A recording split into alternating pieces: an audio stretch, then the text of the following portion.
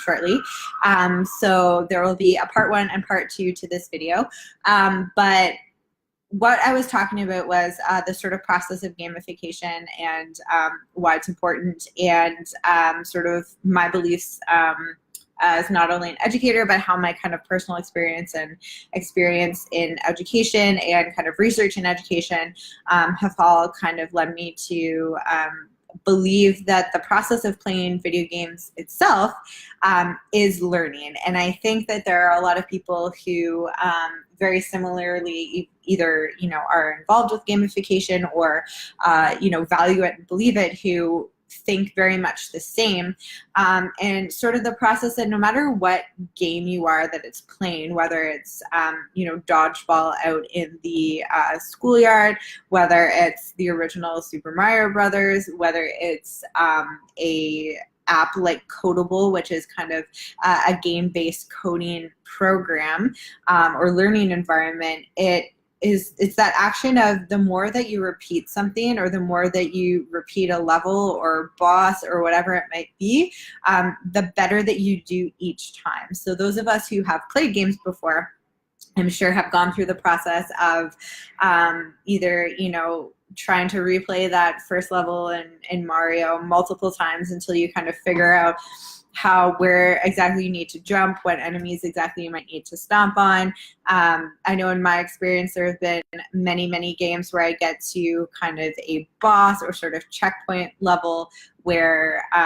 you are kind of expected to fail and retry a couple times until you can kind of fully understand what you need to do to actually sort of defeat this enemy or kind of pass this giant challenge. And that in itself, that kind of process of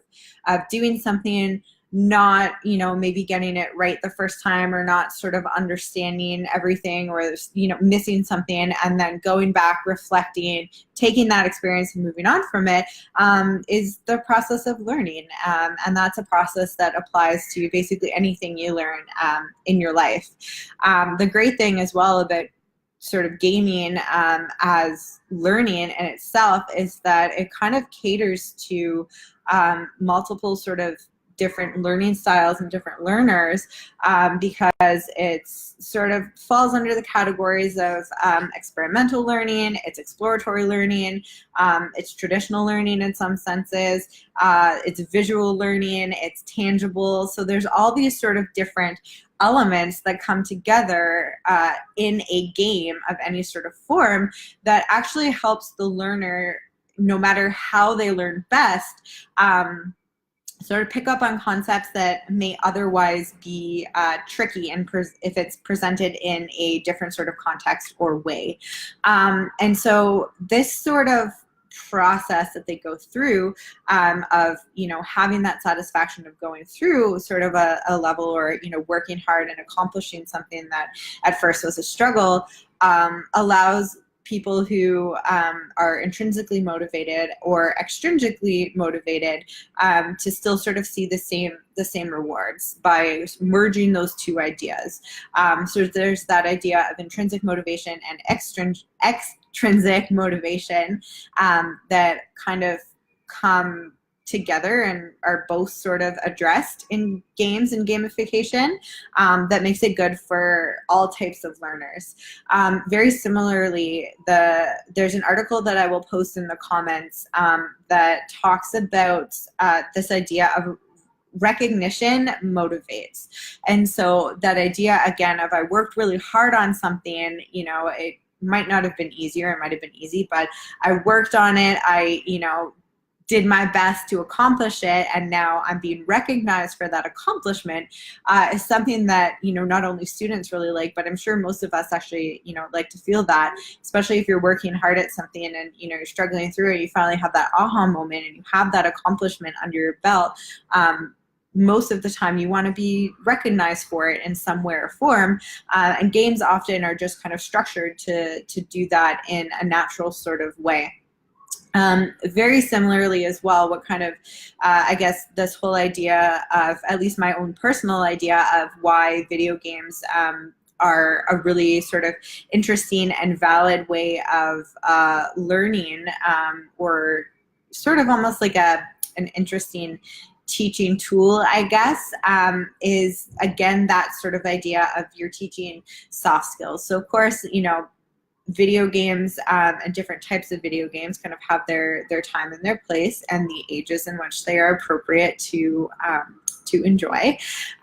But this, if you think about it at kind of a deeper, more sort of umbrella level, again, that process of kind of going through and completing a level and having that sense of accomplishment helps to promote soft skills like problem solving, resilience if it's a particularly sort of tough level or game, the satisfaction of, you know, accomplishments again, and perseverance as well. And I think that's something that, you know, especially the new generation, with technology and kind of this idea of having instant information and, you know, more instant gratification in many ways, gaming and sort of gamifying learning or the activities that we do allows them to still learn that perseverance and that resilience and sort of some of those skills in a way that is just natural for them, but also in a way that is not forced upon them. So it's a good sort of mix and a good way to address that and to help them get through that in a way that doesn't feel like you're, you know, shoving the idea of like, you have to be persevering and perseverance is good down their throat, for lack of a better term. So it's something that they just sort of intrinsically and learn and pick up on by playing games and going through the process of sort of gaming itself in whatever form that might be. So some examples of the way that gamification is used specifically in education. There are examples that you see a lot in online learning, especially if any of you are familiar with online learning, and something that we kind of look into as we start to explore online learning experiences and platforms as well, is that idea of when you can't necessarily be in the same room with the student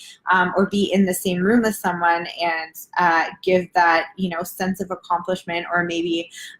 you know, verbal acknowledgement or some sort of acknowledgement from yourself as the teacher to the student, being able to have some sort of badge system or reward system built in where the students can still say, okay, you know, I did this whole thing. I worked really hard through this course. I worked really hard through my my module, and I have this sort of tangible thing that solidifies my accomplishment, can be a very powerful sort of motivational tool and learning tool for them as well. So at STEM Minds, we do this with our badge system. And so those of you who have seen our STEAM Discovery or robotics programs or have had kids in our STEAM Discovery and robotics programs before will know that basically after every project that they accomplish or every sort of challenge that or set of challenges that they go through for robotics, they get a badge, and it's just a paper badge that basically, you know, has a cute name like I can't remember, like Terrific Turner or something like that. But again, it's that sort of physical thing of like, you worked really hard on those challenges, congratulations, here you go, you got it. And it's not sort of a reward system of like, oh, you know, good, gold star for you, or yay, you did this sort of thing, you got a sticker, but it's kind of recognizing that specific accomplishment or that specific task that is not just kind of hollowly saying good job, but actually recognizing something specific that they worked through and did. And what we like to do here is typically when we give them out, there's sort of 2 pages or front and back pages. One side will be the actual badge of, you know, this is your sort of physical reward for doing that. But also in the back have a summary of what exactly did they learn and what did they learn and what did they kind of go through, or what did you as the student sort of learned through that process of accomplishing that task and gaining that badge. So it's more than just, you did it, check mark for you. It's an accomplishment of that sort of learning journey and that road that they have went on to complete either that small challenge or something a bit of a larger scale. A really great example that I like, and I think a lot of teachers also really like, is the game Prodigy, which I know is very big in the York Region District School Board, and I believe there are many other school boards and schools that like to use that tool. And for those of you who aren't familiar, Prodigy is a game, and it's made by a development team, specifically like the Prodigy development team, but it is totally math-based, and so it is the students will have a little sort of avatar, and they get to customize their avatar. So, they can make their person sort of like a wizard or a knight or kind of typical sort of fantasy objects. I believe you can have like a little sort of pet follower sort of things, because I remember seeing in my sort of teaching placements when students would be playing Prodigy, there would be sort of these little like cute creature things that were following them around. So I assume those are sort of like a little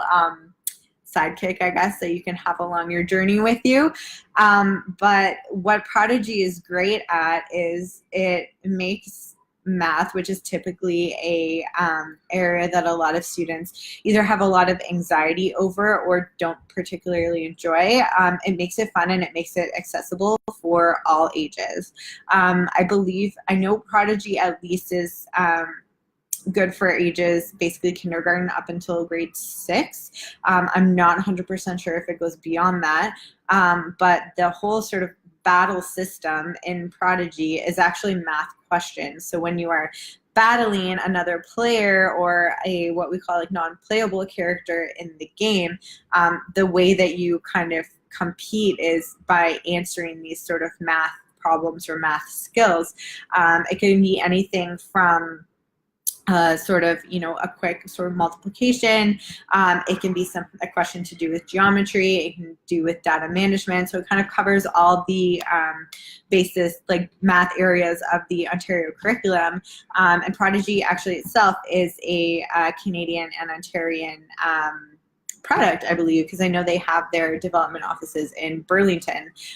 which is an added bonus. But yeah, it's a really great way for kids who typically would shy away from math and not, want anything to do with it because they don't consider themselves to be good in it, or they consider it to be something that's scary or bad. Prodigy makes it more accessible and kind of, teaches them very similar skills that could be taught or learned in other ways, but it makes it accessible for that learner and makes it fun and engaging for them. And when, a student is not sort of forcing themselves against a topic, but it's fun and it's enjoyable and it's more of an sort of overall experience rather than feeling like I'm sitting in school learning this thing. Those are sort of concepts and skills that often are held for more of your life. So it's not a memorization so as much as an actual sort of inherent learning. So, you're no longer